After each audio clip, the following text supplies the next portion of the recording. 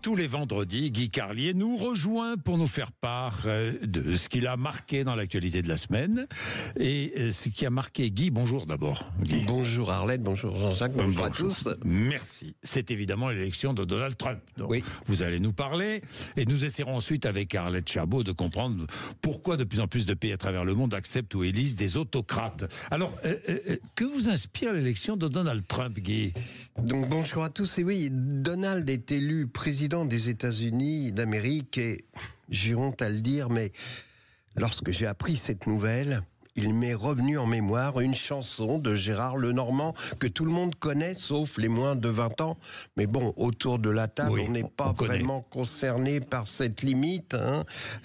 On vient juste de passer le cap de justesse, mais enfin, on connaît la chanson dans laquelle Gérard Lenormand disait « Si j'étais président de la République... » Chantez un peu, Guy, non ? Si j'étais président de la République, je nommerais Mickey Premier ministre, disait-il. Oui. Bon, on n'a pas eu Mickey Premier ministre, les Américains ont fait plus fort, ils ont élu Donald président. Oui, je sais, la vanne n'est pas terrible, j'en conviens, c'est de l'humour de chansonnier, c'est pas digne de moi, je sais Jean-Jacques, mais je me mets au niveau des médias français qui tout au long de la campagne électorale américaine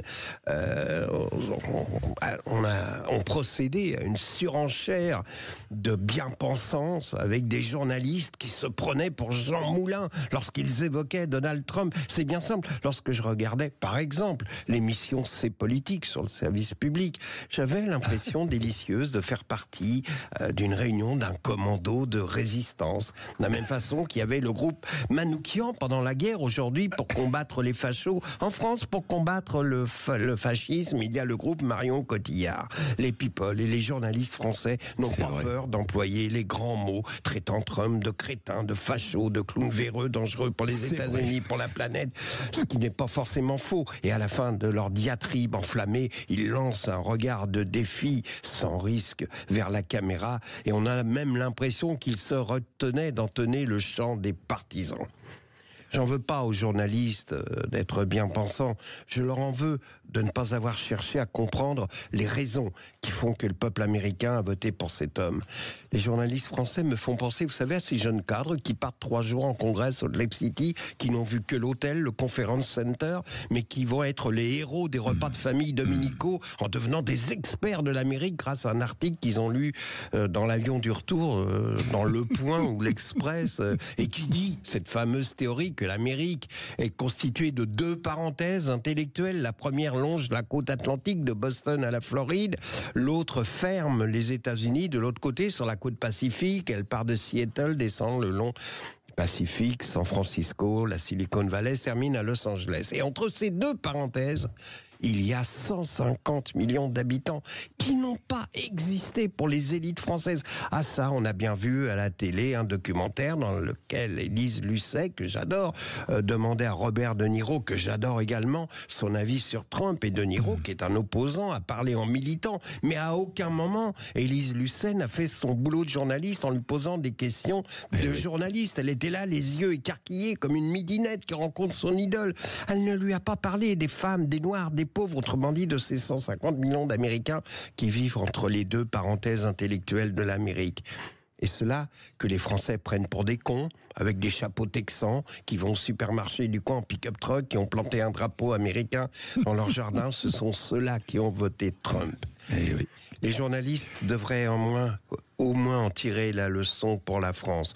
Au lieu de crier aux fachos à la moindre occasion, qu'ils pensent à la France des territoires, ça leur évitera à l'avenir l'avènement d'un Trump en France. Oui, quelle réjouissance en vous écoutant. Je me réjouis d'entendre ça parce que c'est une leçon, vous avez entièrement raison, c'est une leçon.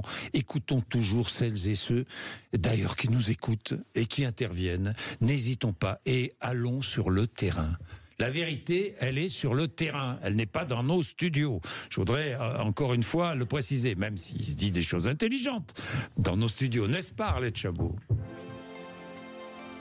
C'est un peu le même phénomène qu'en France, au fond, hein, c'est la même chose. Il faut écouter, puisqu'on dit aller sur les territoires, aller écouter les Français qui souvent d'ailleurs, hein, votaient à gauche. C'était le cas aussi aux États-Unis, qui votaient démocrates et qui aujourd'hui ont voté républicain ou pour Trump, et qui en France votaient à gauche pour le Parti communiste, mais aussi pour les socialistes, et qui aujourd'hui votent pour le Rassemblement national sur effectivement des critères précis. On retrouve les deux préoccupations des Américains, inflation, immigration.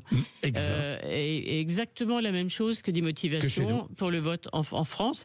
Et ailleurs, évidemment, en Europe, c'est-à-dire le pouvoir d'achat, la vie chère, l'inflation, et ensuite, évidemment, l'immigration. En France, en Europe, largement au-delà de la France, et aux États-Unis, on entend les mêmes choses. Arlette, ce qui va être très intéressant, parce qu'il va y avoir probablement des élections anticipées en Allemagne. Et moi, j'attends de voir ce qui va se passer en Allemagne. Ça va être très intéressant à voir. Il est évident qu'il y aura une poussée de la droite et de la droite extrême en Allemagne. C'est évident, c'est écrit. Qu'est-ce que juste une chose, évidemment, là, ce qu'on vient de dire va nous faire taxer de populisme.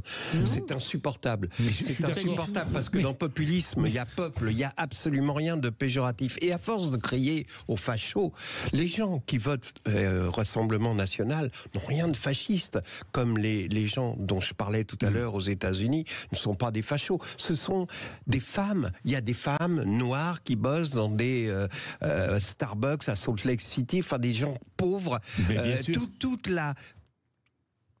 tout l'électorat normalement de la gauche. Mais oui. Il n'y a pas de gauche vraiment aux États-Unis, mais de gens qui devraient voter et qui sont revenus de ça et qui ne sont plus sensibles à l'argument facho. Ça, c'est du vent. Ça n'existe plus. C'est fini. Mais je vais vous raconter une vieille anecdote d'un vieux journaliste comme moi. Moi, j'ai commencé à RTL et j'ai développé les auditeurs ont la parole à RTL. J'étais l'un des premiers à donner la parole aux auditeurs. Et moi, je me souviens dans la rédaction d'RTL, lorsqu'on donnait la parole aux auditeurs, tous les journalistes étaient effarés. Vous donnez la parole, on donne la parole aux auditeurs. Mais il n'y aura que des extrémistes qui vont s'exprimer. Eh bien non. Non. Et pendant longtemps, ça a été banni. Puis ça s'est développé, la parole donnée aux auditeurs. Mais on ne l'écoute pas vraiment. C'est l'expression d'une souffrance. De toute façon, c'est l'expression. Les gilets jaunes, c'est l'expression d'une souffrance. Et ça n'a rien de politique. Pourquoi est-ce que dans nos milieux, parfois, Arlette,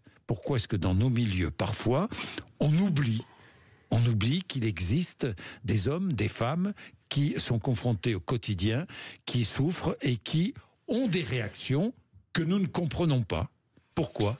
On peut les comprendre. Et si on revient aux Gilets jaunes, il fallait écouter les Gilets jaunes. Et en plus, on les a beaucoup accusés d'être manipulés après par la France insoumise. Donc vous voyez que finalement, on est passé de la droite radicale, du RN, et on a dit, mais après, ce sont les insoumis qui sont infiltrés chez les Gilets jaunes.